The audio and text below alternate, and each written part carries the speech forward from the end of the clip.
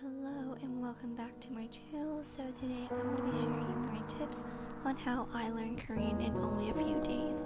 And I want to make a disclaimer that Korean is kind of like English, where you can pronounce the words easily because they have an alphabet, but you may not understand the words, and that's basically what I'm trying to do right now. But for now, I am giving you my tips on how I was able to learn the alphabet, the syllables, and how to write within only a few days.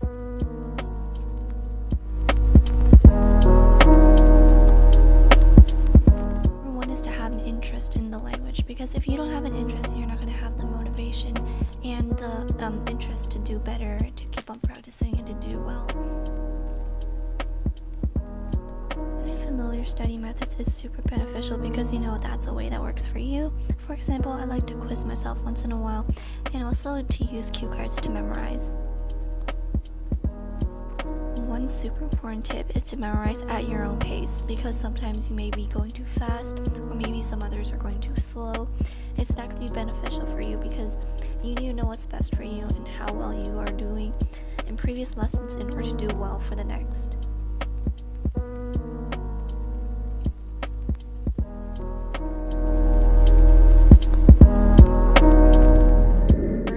By trying to read simple phrases that you would use in everyday life, such as hi, hello, how are you doing? And then after, you can move on to trying to read some passages, and these passages are mainly just to help you to get familiar with some of the words so you can read faster. And what I like to do is to have the English translation as long with it, so then you can understand what you're reading. One thing I learned from studying Korean is that romanization and trying to write how you would say the word in your own language, for example mine is English, is not beneficial. This is because the way you would say Korean words isn't the way that you would write it. It's very hard to match the sounds because of the way your tongue is positioned. So I do recommend you listening by using Google Translate or any other sources to actually listen to how you pronounce the words.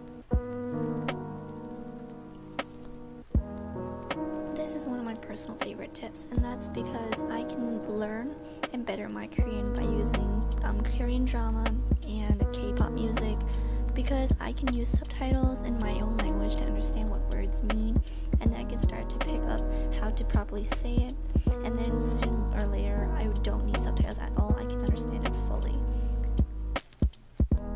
Unfortunately, as much as we love Google Translate because it's so easy accessible, it's not the best to use because the translation is not accurate enough. So I do recommend, if you have websites that already give you the translation, to use those, or maybe try to find someone who is fluent in Korean to give you the proper translation, because Google Translate isn't as trustworthy as we would like it to be.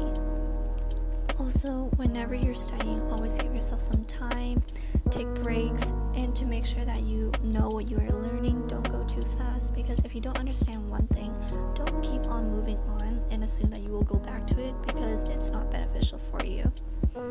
And that is all I have for you here. If you want to find out more information, please go check out my blog.